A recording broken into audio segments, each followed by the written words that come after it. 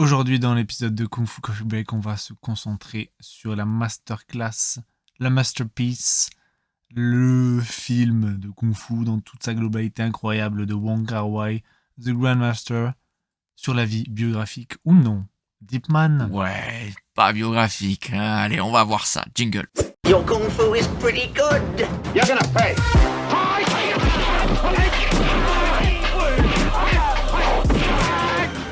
You treacherous bastard.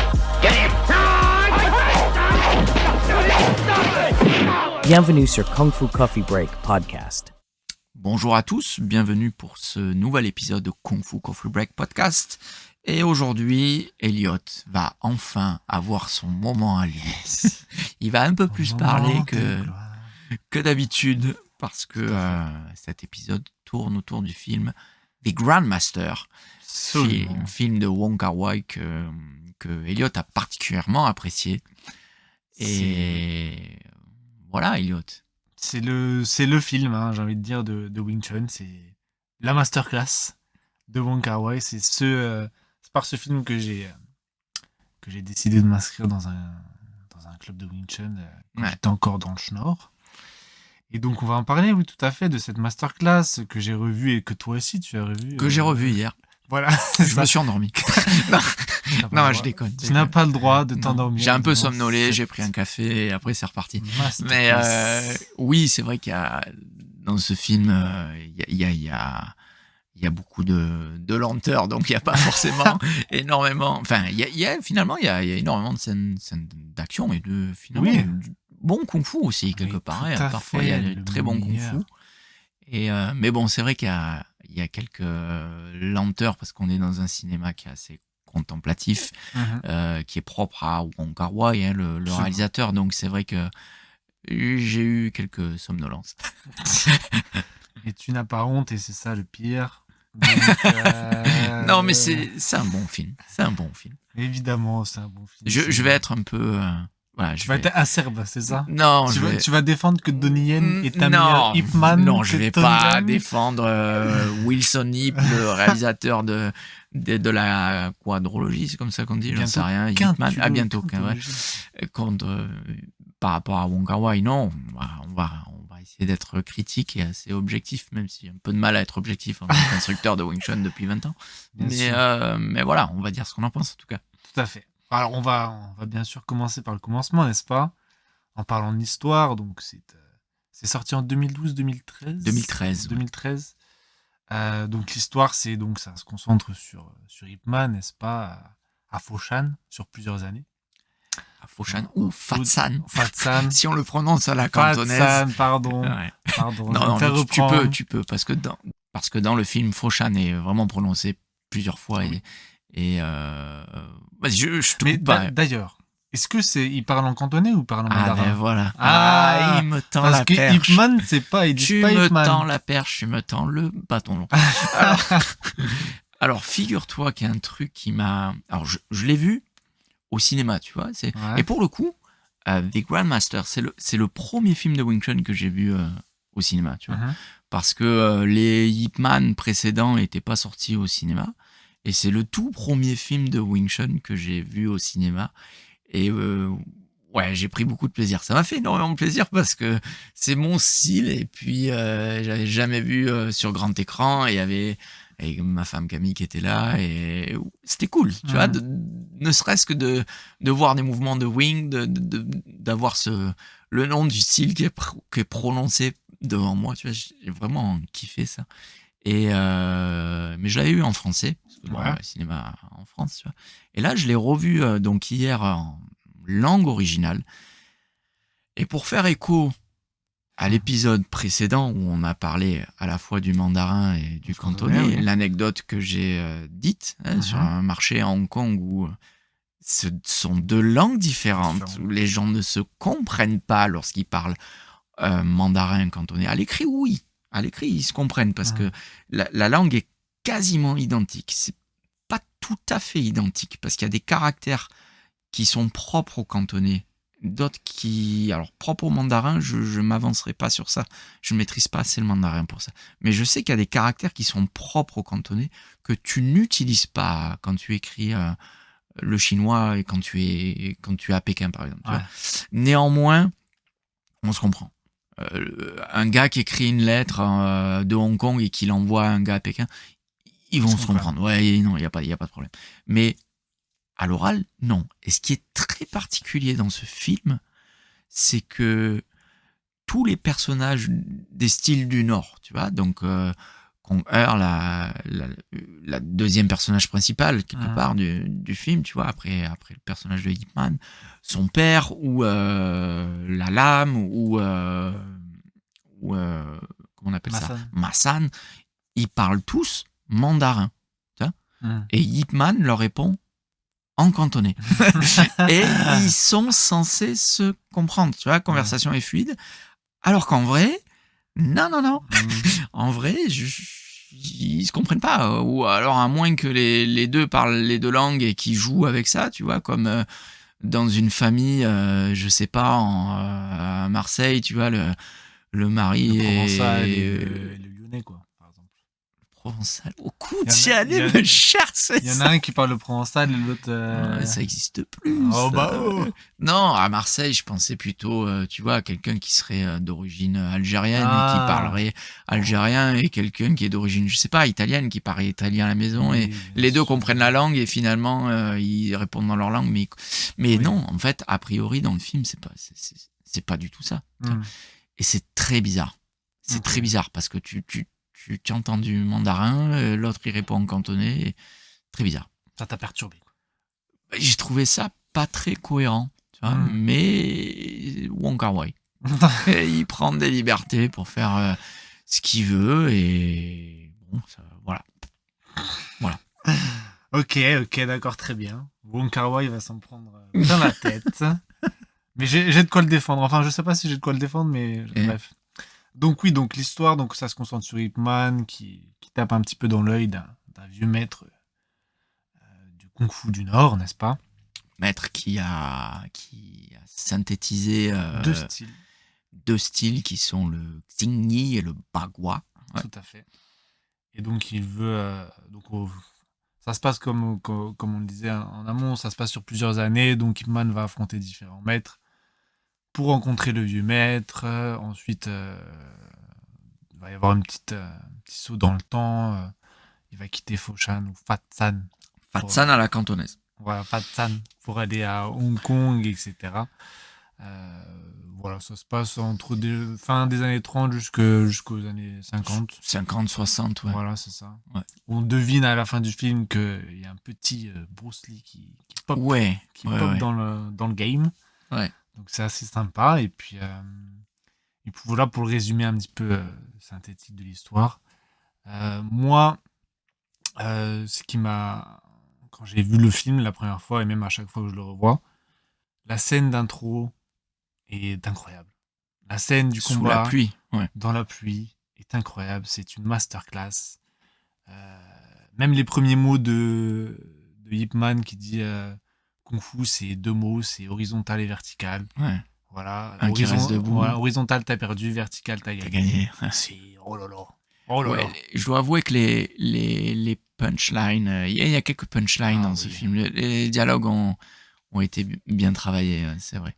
Ouais, pour cette scène, alors, tu peux en parler, scène extraordinaire. C'est vrai que de manière graphique, le film entier, de toute façon, c'est un tableau. C'est un tableau. L'image est magnifique, ce qui est propre au film de Wong Kar-wai, de toute façon. Mais il est clair que les décors sont absolument somptueux. Il y a un travail de lumière qui est formidable, un cadrage qui est parfois assez déroutant, qui suit pas les codes de cadrage usuels, tu vois, dans le cinéma, notamment sur des phases de dialogue où le cadre peut être complètement respecte pas les codes, tu vois, mais qui donne quelque chose d'autre, tu vois, dans le film. Et cette scène est formidable. Il faut que tu reviennes sur la construction, le making of de cette scène. Tout à fait. Petite anecdote, n'est-ce pas, hein? Non, mais en gros, bon, après Wong Kar-wai, ça a mis quand même pas mal de temps. On en reparlera un petit peu, mais pour faire le film, juste 3 ans. C'est pas grand-chose, 3 ans pour faire un film, n'est-ce pas? Alors 3 ans, ouais, mais sachant il avait commencé à poser sur le papier déjà quand on en a parlé lors de l'épisode du film Ip Man de Wilson Yip. C'était un projet dans sa tête déjà au début des années 2000, même s'il le sort en 2013. Donc oui, il a mis 3 ans pour le tourner, mais dans sa tête, ça travaillait déjà depuis longtemps, quoi. Ça a tourné, tout à fait.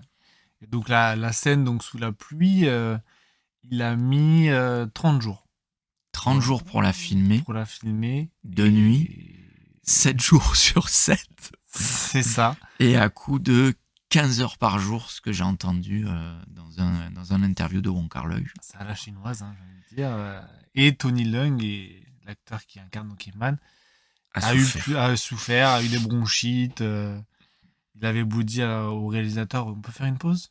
Le réalisateur Wong Kar-wai disait non, continue un petit peu quand même. Ouais, ça a été. J'ai vu aussi un interview de Tony Leung qui dit que c'est certainement la pire scène de toute sa vie d'acteur, quoi. Ça a été extrêmement difficile. Bon, après, Tony Leung, c'est pas un pratiquant d'arts martiaux aussi à la base. Hein. Il a appris pour le film, le Wing Chun, avec Sifu Duncan Leung, qui était un élève de Ip Man, et avec son fils qui lui a servi de partenaire d'entraînement, donc Darren Leung, le fils de Duncan Leung.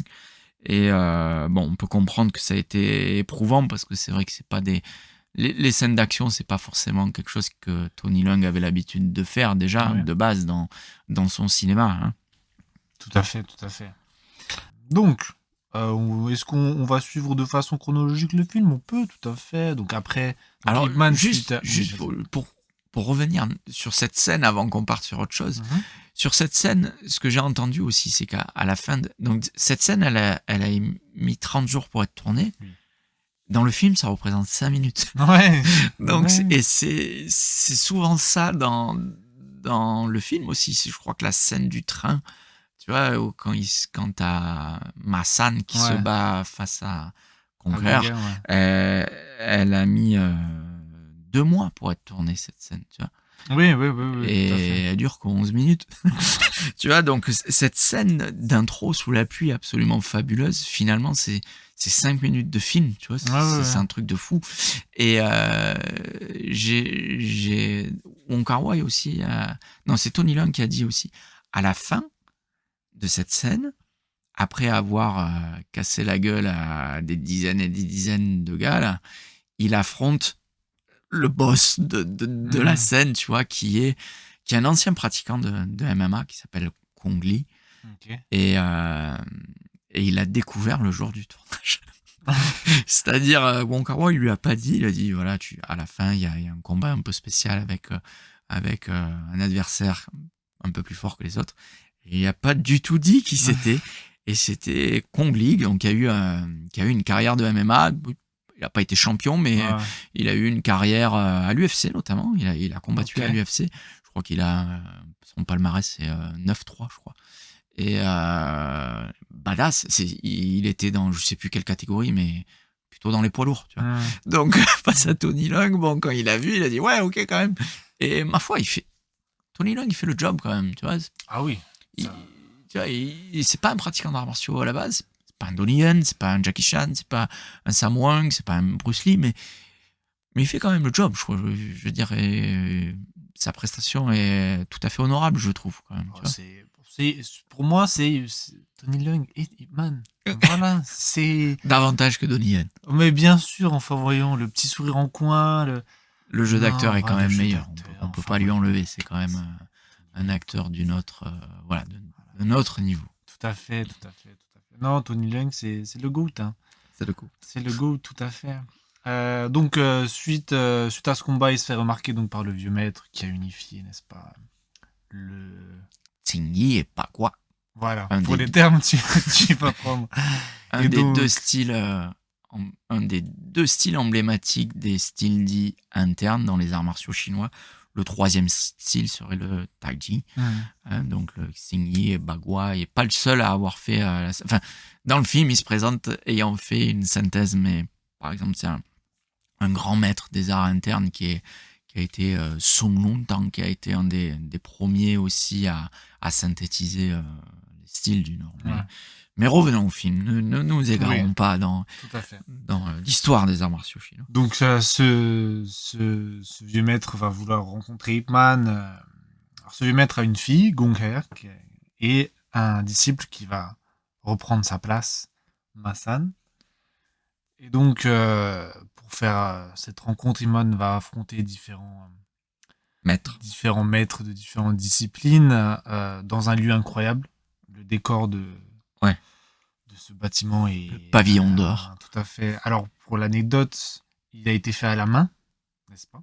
De A à Z. Les dorures, les sculptures sur bois, etc. Ça a été un travail titanesque. Ouais, c'est magnifique. Et c'est magnifique. Le décor est absolument somptueux. C'est merveilleux, quoi. En plus, il y a une lumière chaude, tu vois. C'est vraiment super beau. Le cadre est juste somptueux, quoi. Il y a un travail de lumière qui est phénoménal, quoi. Ouais, c'est ça. Tout à fait. Et donc, il va affronter différents maîtres, donc comme première personne qui représente le Bagua. Après, il y a du Hongar, il y a du... Bai. Alors, il n'y a pas du Bai, non, pas du Baiji à ce moment-là, c'est plutôt à Hong Kong avec le personnage de La Lame qui se fait... c'est un peu... Peut-être parlons un peu du chorégraphe, parce qu'on ne peut pas aborder ce film sans parler de... Le chorégraphe s'appelle Yuan Wo-ping. Voilà, qui est de Hong Kong, n'est-ce pas? Qui est de Hong Kong, qui est un grand chorégraphe de Hong Kong. Hein. C'est vraiment quelqu'un... c'est lui qui a lancé la carrière de Jackie Chan. Drunken Master. Alors avant, Drunken Master est sorti juste après peut-être la même année ou l'année d'après, mais c'est le premier film qui a vraiment lancé Jackie Chan. En anglais, c'est Snake in the Eagle's Shadow, qui a été traduit, je crois, en français par le chinois se déchaîne, je crois. Oui. Et Drunken Master, il vient juste après. Et on les confond souvent, les deux films, parce qu'en fait, c'est tourné quasiment dans le même décor, avec quasiment les mêmes personnages. Et je pense qu'ils ont fait le film en même temps, très certainement. Ça se faisait beaucoup à l'époque. Tu vois, les films étaient tournés une même journée à Hong Kong. Un acteur pouvait tourner sur dans différents films sans que lui-même ne se rende compte de quoi que ce soit. Et à la fin, il découvrait le montage final quand il sortait au ciné. Tu vois. Donc ouais, c'est un très très grand réalisateur moins, hein, donc il a réalisé Snake in the Eagle Shadow. Il a aussi réalisé l'excellent Master Z, tu vois, le préquel. Enfin, c'est pas un préquel, un spin-off, pardon, un spin-off de Ip Man que j'ai trouvé pour le coup mieux que le Ip Man 3, parce que le personnage principal dans Master Z là, c'est l'adversaire de Ip Man dans Ip Man 3 dont je me rappelle plus le nom. J'ai même trouvé mieux Master Z. Ouais, il était très bon quand même. Et c'est Yuan Liu-ping qui l'a réalisé, qui a fait les chorégraphies, bien sûr, des scènes de combat, qui a aussi fait la chorégraphie de Ip Man 3 et 4, c'est lui, parce que pour Ip Man 1 et 2, c'est Sam Wong. Et on le connaît aussi pour avoir été le chorégraphe de Matrix, le chorégraphe de Tigre et Dragon, le chorégraphe de Kill Bill, de Danny the Dog, de Fearless avec Jet Li, dont j'ai oublié le nom, enfin, le combat des maîtres, je crois. Non, le maître d'armes, pardon. Voilà, donc c'est un grand monsieur du cinéma de Hong Kong, film d'arts martiaux, et qui fait une apparition dans le film, Elliot. Ah, c'est qui? Ah, tu le savais pas! Non. Il est où? Il est à la fin du film, il joue le maître de Ip Man, Chan Hua-shen. Quand tu vois, à la fin du film, vraiment les dernières minutes du film, quand tu vois Ip Man qui repense un peu à sa vie. Quand il se fait mettre la ceinture et tout. Quand il se fait mettre la ceinture, ben, ça, là, c'est Yuan Liu-ping qui joue Chan Hua-shen, le sifu de Ip Man, c'est lui. Ah, intéressant. Tiens, t'as appris un truc aujourd'hui. Ah ouais? Bah non, je ne savais pas. Ça, dans les bonus, il ne disait pas ça. Non, c'était pas spécifié. Après, j'avais vu sa tête, peut-être j'aurais pu faire le penchement, mais je ne sais pas. Non, mais je sais aussi que lui et Duncan Leung aussi travaillaient un petit peu en tant que conseiller, n'est-ce pas? Et d'après Tony Leung, ça se chicotait un petit peu entre les deux. Ouais. L'un était plutôt sur le réalisme, n'est-ce pas? Duncan Long, oui, voilà, bien et sûr. l'autre plus sur l'esthétique. Tout à fait. Mais bon, apparemment, ça s'est bien passé. Bah là, bien sûr, il me semble qu'on en a déjà parlé Oui, à un tout à moment fait. donné, mais il est clair que quand tu fais un film, quand tu es au cinéma, il y a parfois des partis pris à prendre, des mouvements que tu montes qui rendent bien à l'image, mais qui sont pas forcément quelque chose d'assez authentique dans le style. Et c'est là où je vais te couper la parole et tu vas me laisser parler. Non. Non, mais c'est là où je crois tous les pratiquants de Wing Chun de longue date comme moi sont assez critiques quand on regarde des films qui portent sur notre style, parce que tu vois, à des moments quand Tony Leung se bat dans le pavillon d'or contre son tout premier adversaire, qui est la pratiquante de Bagua. Donc, qui est une actrice de l'opéra du pavillon d'or, je crois qu'il affronte. Il se bat avec une main dans le dos. Ouais. Tu vois, donc, enfin, voilà, quoi, ce truc. C'est la classe. Très défensif, une main dans le dos. Bon, on est vraiment sur un film de kung-fu et bon, c'est peut-être parce que c'est une femme, allez, je sais pas, mais Il y a de la misogynie. a priori, c'est pas comme ça que le Wing Chun devrait fonctionner. Donc bon, voilà, on est assez, ouais, je suis assez critique sur ça. Et ce qui m'agace aussi, tu peux le voir aussi dans Ip Man, avec les films de Wilson Yip, c'est les postures pre-fight, tu vois, c'est le bon goût, là, tu sais, en posture d'avant-combat tu fais pas ça. Enfin, si tu as une garde en maître en Wing Chun, tu fais ce qu'on appelle Zhong Sao, la garde classique du Wing Chun, qui est une main devant, une main derrière. Ta première main, on dit que c'est la mansa, ouais, la forme de mansa, ouais, donc coude en bas, tu vois, et paume de main ouverte, mais dirigée vers les doigts dirigés vers l'adversaire, et la main de derrière, la wusa, avec paume de main ouverte aussi, mais les doigts dirigés plutôt vers le ciel. C'est la garde classique du Wing Chun, basta. Pas besoin de faire une pré-posture bon goût avant un combat, quoi, qui visuellement, voilà, apporte peut-être plus de cachet au cinéma, j'en conviens, qui est tiré de la Shankyu, la deuxième forme du système. C'est de là que ça vient, cette pose, tu vois, mais qui n'est pas une posture pré-combat. Il y a un dicton dans le Wing Chun qui dit le Bong Sao ne reste pas.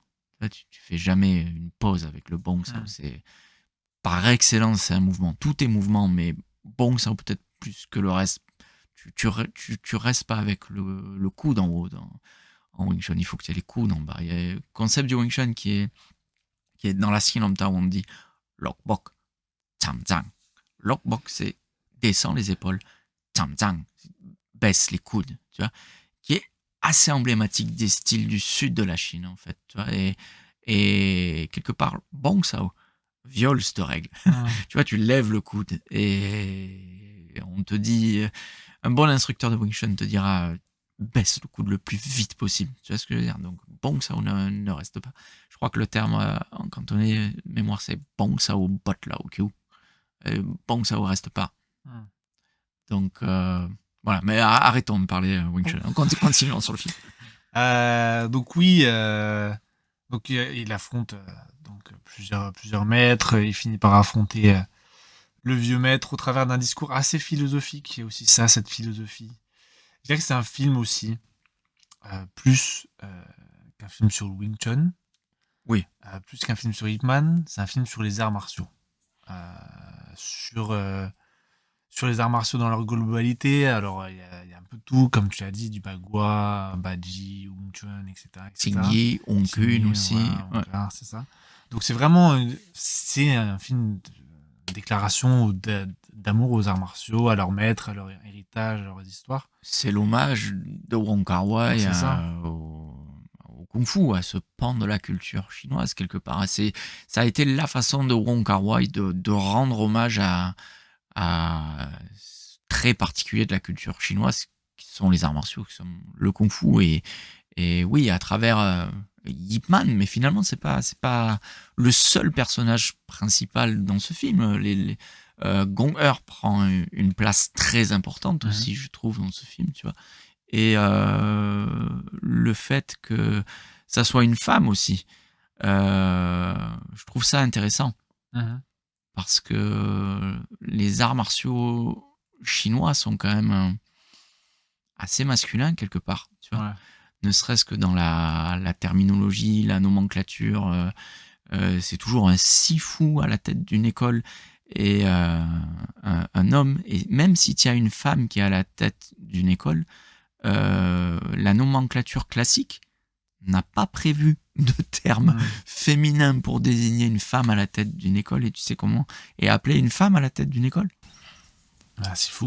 Ouais, sifu. Sifu. Donc, ouais, je trouve ça aussi intéressant qu'il y a ce personnage féminin là proposé par Wong Kar-wai qui apporte quelque chose de différent par rapport au film de kung-fu classique peut-être qu'on a l'habitude de voir, tu vois. Ouais. Après, c'est aussi, il y a une histoire un petit peu de romance. C'est une histoire d'amour, oui, entre clairement. le personnage de Ip Man et de Gong-Ur, donc à travers leur combat aussi. Ouais. Les missives qui peuvent s'envoyer, les lettres, etc. Ils se croisent le visage là, à un moment donné. Là. Donc c'est une histoire d'amour qui est impossible. Ouais. Voilà, mais c'est romancé, évidemment, c'est pas une biographie, n'est-ce pas, sur Ip Man. Alors si tu veux bien, allez-y, je vous en prie. si tu veux bien, cette histoire d'amour là avec cette personne-là, pour moi, elle renvoie directement à la vraie vie de Ip Man. Parce que Ip Man a eu une maîtresse quand il était à Hong Kong. C'est connu, enfin je veux dire, on le sait. Et j'ai l'impression que ce personnage-là de Gong-Ur renvoie directement à cette maîtresse, qu'est Ip Man. Donc c'est vraiment pas quelque chose de caché. Tout le monde le sait. À Hong Kong, Ip Man a même eu un fils avec elle. C'est le 3e fils de Ip Man. Tout le monde parle des 2 fils de Ip Man, Yip Ching et Yip Shun, mais il a eu un 3e fils qui s'appelle Yip Siua. Et c'est pas caché. Je veux dire, sur la tombe de Ip Man, son nom est gravé. Tu vois, donc il y a toute la descendance de Ip Man sur la tombe du grand maître, et Yip Siua est indiqué. Tu vois, donc c'est vraiment pas quelque chose de caché. Tu vois. Et ouais, ça me fait vraiment écho à ça, parce que à un moment donné, Gong-Ur dans le film, dans la période où elle est à Hong Kong, elle est malade et elle consomme de l'opium, tu vois. Et il y a encore cette histoire de... Une petite référence. Ouais, une petite référence à l'opium apporté par cette personne-là. Alors, dans le film de Wong Kar-wai, Ip Man ne consomme pas d'opium même. Néanmoins, voilà, il y a cette personne qui... Petit transfert. Ouais, et on sait que dans la vraie vie, j'en ai déjà parlé dans les épisodes précédentes sur le film Ip Man de Wilson Yip, et l'extra aussi que j'ai fait sur ça, mais Ip Man a été un consommateur d'opium. Mais dans la période où il était à Hong Kong, il y a cette maîtresse-là avec qui il consommait, ses élèves le savaient, voilà.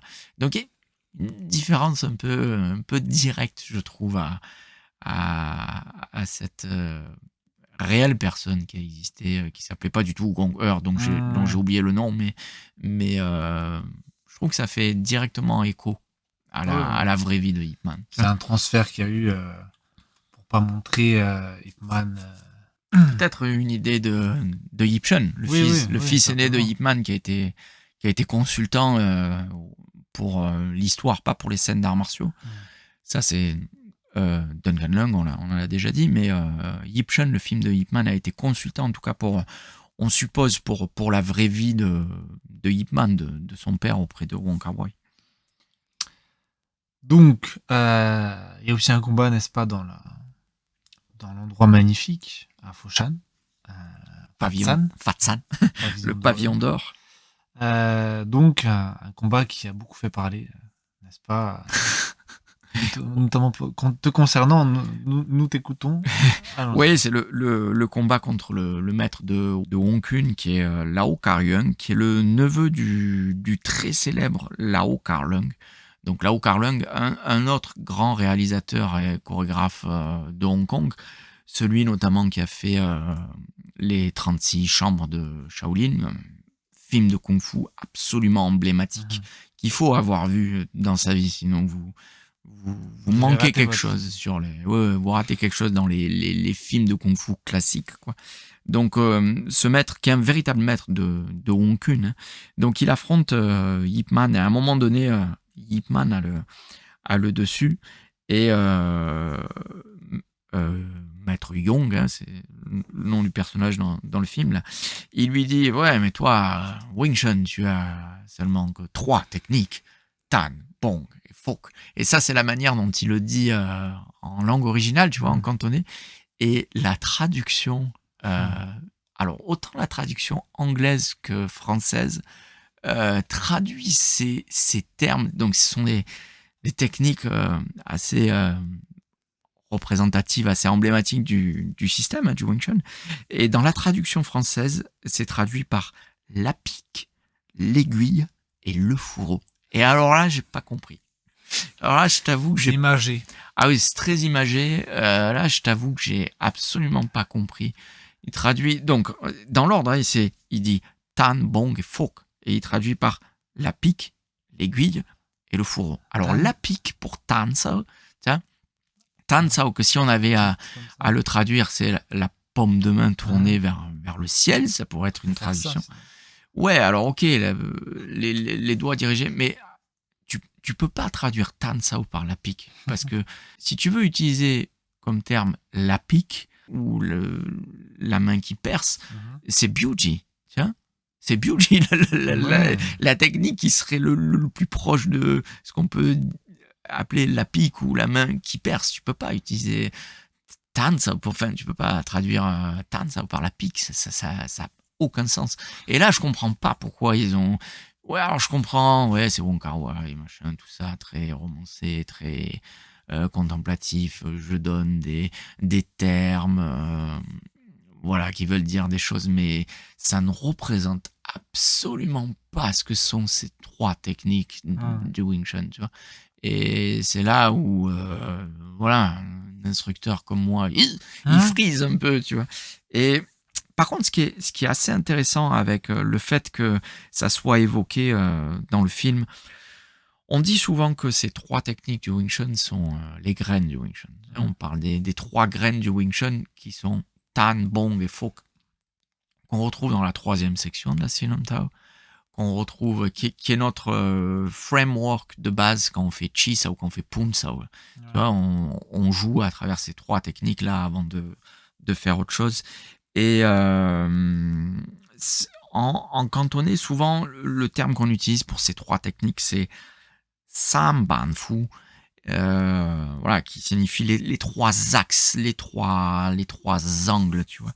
Et alors, faut pas nécessairement prendre ces techniques au pied de la lettre. Ip Man en parle dans l'interview qu'il a donnée au New Martial Hero Magazine en 1972, et il se réfère à ces 3 techniques-là, et il dit que quelque part, ces 3 techniques-là sont un peu à la racine, à la source de tout autre mouvement dans le Wing Chun, quoi, tu vois. À condition qu'on soit dans ce qu'on appelle la zone haute. Bien sûr que si c'est quelque chose de plus ouvert ou quelque chose en bas, tu vas utiliser une technique comme Gan Sao ou Gam Sao. Mais quelque part, c'est un peu à la racine de toutes ces techniques. Donc, si tu contactes le bras de ton adversaire, qu'il arrive sur l'intérieur de ton avant-bras, la racine de cette technique, c'est un peu faux que ça, même si ça va devenir autre chose, mais la racine, c'est un peu faux que ça, tu vois. Et si jamais tu contactes le bras de ton adversaire sur l'extérieur de ton avant-bras, si ça va davantage vers le coude, c'est plutôt Tan Sao qui vient, et si ça va davantage vers le poignet, c'est plutôt Bong Sao, tu vas laisser passer la technique, tu vois. Donc c'est un peu à la racine de toutes les techniques qu'on fait dans le Wing Chun, là. Condition, comme je l'ai dit, que ce soit devant toi, qu'on travaille sur la fameuse ligne centrale, hein, qu'on travaille dans cette zone-là. Et ça, Ip Man l'avait clairement dit dans l'interview qu'il a donnée au New Martial Hero Magazine en 1972. Ouais, j'ai trouvé intéressant que ça soit mentionné dans le film, tu vois. J'ai trouvé ça assez intéressant, ouais. Oui. Et il dit, tu vois, c'est sympa ce qu'il dit. Ip Man lui fait la remarque, oh, mais tu es en train de mixer plusieurs techniques là, tu vois. Et Maître Young, il lui dit, oui, regarde, en Bagua, ils ont les 64 mains, et nous, on a plusieurs techniques. Et vous, en Wing Chun, vous avez quoi? Vous avez seulement 3 techniques. Tan, Bong et Fok. Et là, Ip Man lui répond avec une punchline que je trouve extraordinaire. Il lui dit, ouais, mais j'ai pas besoin de plus pour te vaincre. Je trouvais ça super. Oui, encore une fois, les punchlines de ce film sont incroyables. Et même les combats, on en a déjà un peu parlé, mais il n'est pas question de mettre de KO, bon, à part vraiment la scène d'intro qui est très grandiloquente, etc. Mais il n'y a pas, dans les combats contre les grands maîtres, etc., il n'y a pas de KO, de tu tombes, etc. C'est très... les victoires sont très, oserais-je dire, douces. Et ouais, on est dans un échange très technique, imagé, plus voilà. technique, voilà. Voilà. Plus technique, on vise pas la perfection, bon, peut-être la perfection du geste, hein. Mais voilà, il gagne son combat, enfin, Ip Man perd son combat contre Gonger parce qu'ils se sont mis comme un accord de dire, voilà, si on casse quelque chose, on a perdu. Lui, malheureusement, il fait une chute de 10 mètres, il casse une marche, il a perdu, mais bon, voilà. Donc voilà, ça reste très imagé et ça reste des combats très, très, très beaux et très bien chorégraphiés. Ouais, par contre, il y a aussi des scènes d'action qui sont beaucoup plus punchy, violentes. Alors, on l'a vu au début du film, mais aussi scènes d'action que j'ai particulièrement appréciées avec le personnage de la lame. Oui, tout à fait. Qui fait du baiji. Et où, en plus de ça, c'est super bien chorégraphié parce que tu vois vraiment des mouvements de baiji avec les coups de coude qui sont très emblématiques de ce système, des coups de coude super pénétrants, super puissants, vraiment très impressionnants. Et là, pour le coup, ça bastonne beaucoup plus, tu vois. Et donc, ouais, il y a les deux. Il y a pas que... Il y a les deux. Après, il y a les deux, tu vois. Même concernant le personnage de la lame qui est joué par Shen Chen, j'ai revu le film il y a 2-3 jours et je pense que je me suis dit la même chose quand j'ai vu le film avant et encore avant, même la première fois. Je me dis, mais qu'est-ce qu'il fait là? Enfin, d'où il sort ce personnage? Ça, c'est un peu un reproche qu'on peut peut-être faire au film, c'est que il est introduit ouais. Je pense qu'il a dû y avoir pas mal de scènes coupées de la part de Wong Kar-wai. Alors, moi j'ai entendu, je sais pas si dans les bonus je sais pas si tu as une version longue du film. Parce que moi j'ai vu la version normale en fait. Tu vois, il fait 2 heures et quelques, quoi. Donc, mais il n'y a pas de version longue. Il y a pas non plus dans les bonus, même le making of, parce qu'il parle de l'acteur qui s'est entraîné avec un maître de baiji de Pékin, etc.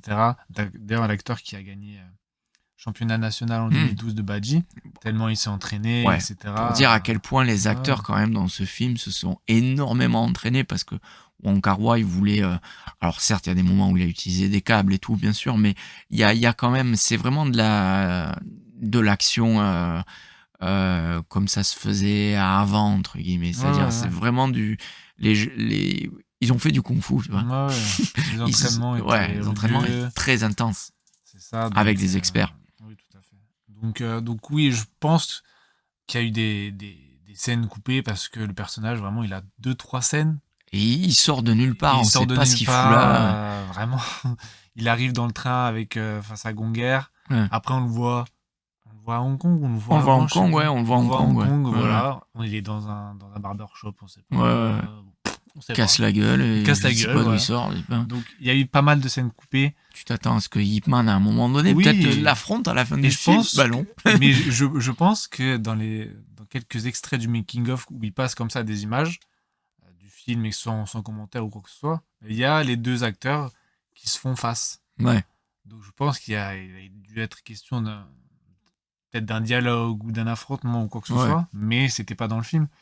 On en parlera quand ce sera le tour de Wong Kar-wai. Mais je pense qu'il a pas mal coupé certaines choses et que vraiment là pour le coup ça a nuit au personnage, quoi, qui avait pas mal de potentiel. Ouais, parce qu'il est en tout cas martialement, ce personnage est quand même très intéressant, tu vois. Et après, je sais pas si alors comme tu dis, il y a peut-être eu des scènes coupées, enfin il y en a eu, hein. Moi j'ai entendu que Le film, à la base, il durait 4 heures, mais bon, je sais pas si c'est vrai ou pas, mais je pense pas qu'il y ait eu de scènes de combat coupées. Parce que, vu le temps qu'il a passé à filmer les scènes de combat, s'il y avait eu une scène de combat entre Ip Man et ce personnage de la lame, elle aurait figuré à un moment ou un autre dans le film, tu vois. Même si ça mettait un quart d'heure de plus au film. Parce que je vois pas Wong Kar-wai mettre 1 mois de tournage pour une scène de combat et ne pas la mettre dans le film, tu vois. Donc, je pense pas qu'il y a eu ça, mais très certainement qu'il y a eu des scènes coupées parce que voilà, il tombe du ciel, on sait pas pourquoi, on sait pas trop ce qu'il fout là. Il est badass, on aimerait bien en savoir plus, mais c'est un peu sur notre fin avec ce personnage. Ouais, c'est sûr, c'est un personnage sous-exploité dans ce film en tout cas. Ouais. Donc voilà, après les autres personnages les acteurs font très bien leur travail, comme on l'a dit, ils sont bien impliqués dans les entraînements, etc. Voilà, et puis il y a aussi à un moment donné, bon alors j'ai remarqué ça, mais là au dernier visionnage, il parle à un moment donné du film comme le découpage se fait sous forme de saison. Il dit mes 40 premières années c'était le printemps, voilà, j'étais famille aisée, etc. Et après quand les Japonais sont arrivés, il y a eu l'exil, etc. C'était directement l'automne. Il a notamment perdu ces 2 filles apparemment, n'est-ce pas? Non. Alors ça c'est un truc, tu vois, j'avais complètement oublié ça parce que j'ai dû le voir une fois ou deux il y a vraiment quelques années en arrière, et alors j'avais complètement oublié. Et oui, alors il y a ce moment très dramatique dans le film pendant il coupe son mannequin de bois son mannequin de bois à la hache, sacrilège. Pour se chauffer. Ouais, pour se chauffer, pour faire du feu. Et il en est là quand même. Pêcheur. Et il est dit qu'il perd ses filles qui sont mortes de faim, tu vois. Et non, ses filles sont vivantes. En fait, l'année dernière, j'ai rencontré un gars à Hong Kong de la lignée de Ho Kam Ming qui avait vu sa fille, qui est une de ses filles à Ip Man, vit à Macao en ce moment, tu vois. Et il m'avait montré une photo, il était allé lui rendre visite, tu vois. Donc, comment il a pu prendre autant de liberté et pour rajouter une touche vraiment dramatique, dire que les 2 filles de Ip Man étaient mortes alors qu'elles sont bel et bien vivantes aujourd'hui en 2025, tu vois. Donc, c'est pas des personnalités connues, c'est des mamies qui doivent avoir 80 ans maintenant, qui vivent dans leur coin, elles ont rien à voir à Wing Chun, elles pratiquent pas du tout les arts martiaux, et elles ont une vie plutôt discrète, tu vois, mais il y en a au moins une qui vit à Macao et qui est pas morte et qui s'appelle Yip Na Sum, excusez-moi pour la prononciation qui est peut-être pas super correcte, mais elle est belle et bien vivante, quoi. Donc du de faim. Ouais, je sais pas, Wong Kar-wai qui est pas le premier à avoir pris des libertés avec la vraie vie de Ip Man, mais bref. Donc voilà, comme on l'a dit, c'est pas une biographie, hein. C'est dommage parce que il y a le fils de comme t'as dit, le fils de Ip Man qui était là, Yip Shun qui a été consultant pour l'histoire du film, et a priori il aurait pu signifier mes sœurs sont vivantes en fait. ouais. Mais non, c'était pas la peine. Non, c'est pas la peine. Voilà, c'est pas la peine. Donc, on va parler évidemment. Maintenant, c'est l'heure de parler de Wong Kar-wai, le réalisateur, qui, comme on l'a dit, a pris son temps pour faire ce film. Alors, il y a eu différentes raisons, hein, mais voilà, ça a pris 3 ans du début de la production. Donc, qui a commencé en 2009, etc. Après, pour des raisons financières, des raisons de décor, de disponibilité d'acteurs, comme on l'a dit, Tony Leung s'était blessé. C'est cassé le bras, cassé l'avant-bras. Ça a retourné de plusieurs mois le film. Et donc voilà, différentes raisons. Et puis lui aussi, il était un peu spécial. Il est très dans les détails, trop certainement dans les détails. Il y a un témoignage que j'ai vu du chargé de production. Même les acteurs ne savaient pas où ils allaient, comme tu as pu le dire. Ouais. C'était vraiment au jour le jour, au plan par plan. Ils voyaient ça vraiment comme une fresque. Petit à petit, il faisait ça, après il faisait ça. c'était un petit peu comme une calligraphie et vraiment, il faisait la calligraphie jusqu'à ce que ce soit satisfaisant. Ouais. Il faisait ça, il enlevait ça. Il Si jamais il faisait un plan, il pouvait tourner une scène pendant 5 jours. Voilà, et après, s'il décidait de mettre une grille dans le décor à gauche, et ben il retournait tout. Si la rue est jugée que c'était trop étroite, et ben on coupait tout et on élargissait la route. C'était comme ça jusqu'à ce que ce soit satisfaisant. Et parfois, il y avait à un moment donné, le chargé de prod raconte que Tony Leung était indisponible et donc ils avaient tourné une scène de dialogue avec l'acteur qui donnait la réplique. Ouais. Et donc ils ont tourné la scène et 2 ans plus tard, évidemment, ça a duré 3 ans. Et ouais, 2 ans plus tard. 2 ans plus tard, le chargé de prod, il a dit au fait, on a tourné une scène, faudrait que Tony Leung il vienne pour faire le contre-champ. Ouais.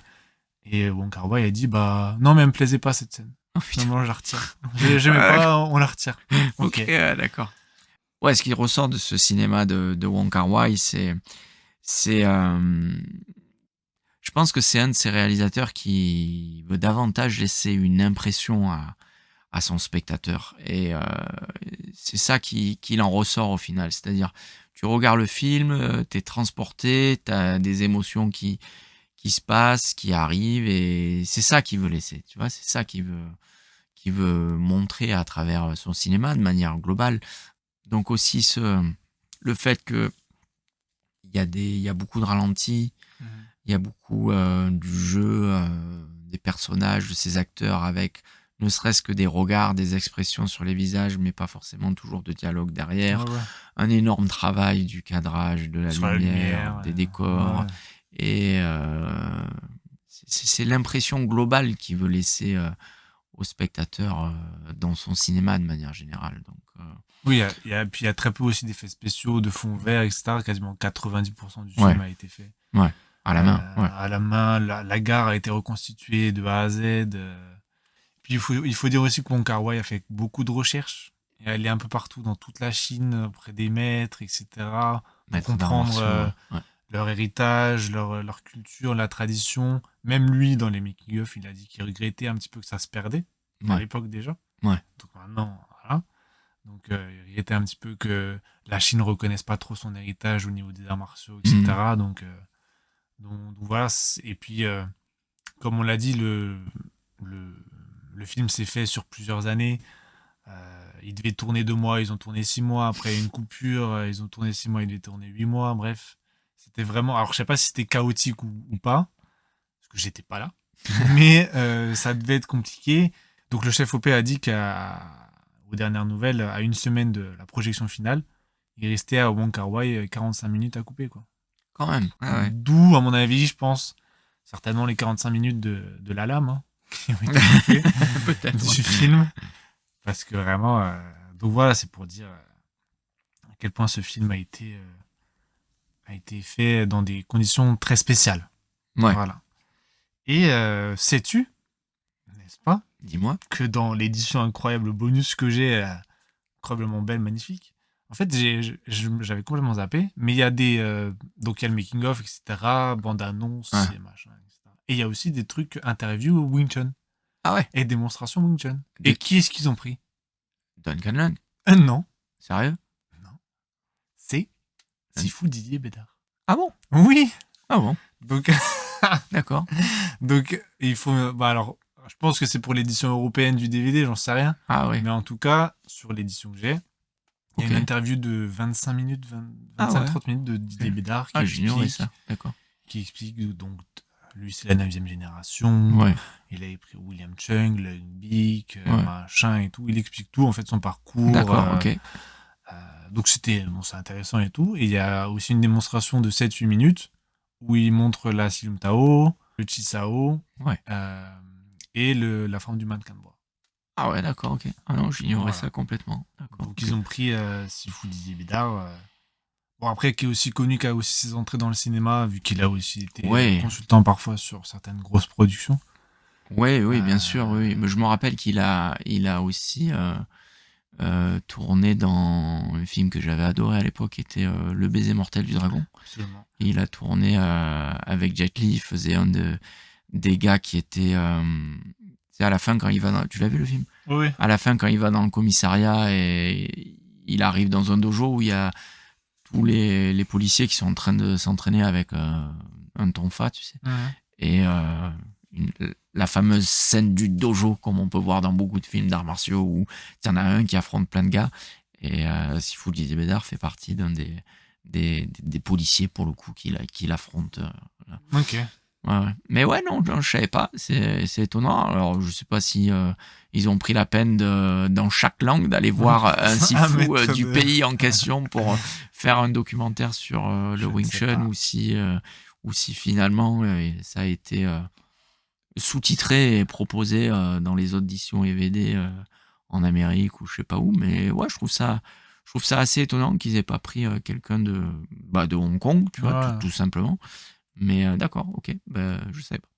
Ouais, juste peut-être pour finir cet épisode, alors on l'a dit, les dialogues, il y a quand même des punchlines qui sont assez sympas dans ce film, qui sont bien travaillés, peut-être plus que dans les autres films de Wing Chun pour le coup. Et il y en a une il y a un passage que j'aime beaucoup dans le film, c'est quand Ip Man arrive à Hong Kong et qu'il se présente au restaurant où il va proposer le Wing Chun pour la première fois, au restaurant Workers Union, là où on est allé, rappelle-toi, l'été dernier. Hein. Et en fait, le gars, là, le propriétaire, on suppose, du restaurant, lui demande un peu qu'est-ce qu'il fait comme style, tout ça, et qu'est-ce que propose le Wing Chun, parce que c'est un style qui n'est pas du tout connu à Hong Kong, ce qui est vrai, hein, quand Ip Man arrive. Ouais, il lui demande, Wing Chun, qu'est-ce que tu proposes avec ton style? Et là, encore une fois, il redit le triptyque, 3 techniques principales, Tan, Bong et Fok, qui est encore une fois traduit par l'aiguille, le fourreau, encore une fois, bon bref. Après, il lui demande combien tu as de formes, et là, il lui dit, j'en ai 3, Sionam Tao, Shamkyu, Piuchi. Et après, il lui dit, tu as des armes? Il dit, oui, Lok Din Bum Kwan, Dao. Et après, c'est tout? Il dit oui, c'est tout. Moi, je fais pas les soins énergétiques et je fais pas. Il dit Dida, comme Dida sur la réparation des fractures, l'ostéopathie un peu des arts martiaux, on va dire. Et il lui dit, et moi, je veux pas de forain, de saltimbanque. Oui. Si moi, cela, j'en veux pas. Le kung-fu n'est pas un cirque. J'ai adoré cette punchline, tu vois. Et c'est vrai que dans le Wing Chun, alors pour le coup, moi j'aime beaucoup la danse de lion, tu vois, qui est souvent pratiquée dans des écoles comme le Shaolin Foot ou le Hung-Gar ou le Pagmé, tu vois. Et j'aime beaucoup ça. Je trouve que c'est un côté de la culture chinoise des arts martiaux qui me plaît. Et nous, on n'a pas du tout ça dans le Wing Chun, tu vois. On n'a pas du tout ça. Et ouais, j'ai trouvé la punchline sympa. Le kung-fu n'est pas un cirque. J'ai trouvé ça c'est bien représentatif, sympa, en tout cas du personnage tel qu'il est dépeint dans le film, quoi. Voilà. Et puis oui, alors si on peut se permettre de finir sur une dernière petite citation de Monsieur Wong Kar-wai, que j'ai bien aimé et qui est très belle, je trouve. La citation est la suivante: il y a 3 étapes à franchir pour devenir un grand maître. D'abord, être. Pour cela, il faut être passionné par son art. S'y donner complètement, ensuite savoir, découvrir le monde, relever des défis, gravir des montagnes, vaincre des épreuves. Mais cela ne suffit pas à faire de vous un maître, simplement un très bon combattant. Car enfin, il faut faire, être capable de donner, partager ce que l'on a appris, transmettre son expérience aux jeunes générations. C'est cette générosité qui vous permettra d'être un grand maître. Qu'est-ce que tu veux qu'on dise de plus après ça? Bing! Et on dab. Bon, et on dab. On dab. Et on s'arrête. Merci à tous d'avoir écouté cet épisode de Kung Fu Coffee Break. N'hésitez pas à liker, partager, commenter. Dites-nous si c'est le film de Wing Chun que vous avez préféré, ou si y en a un autre que vous avez préféré, si vous aimeriez qu'on en parle aussi dans le podcast, qu'on se le revisionne, qu'on regarde les anecdotes pour vous les présenter. Et pour les pratiquants des styles de kung-fu présentés dans ce film, je pense notamment au Bagua, au Hong Kun, au Baiji, n'hésitez pas à nous dire si l'expression de ce style-là, qui est le vôtre, est assez représentatif de ce que vous avez l'habitude de faire. Voilà, un grand merci, À bientôt. Merci, ciao, bye. I'm certain I can beat you.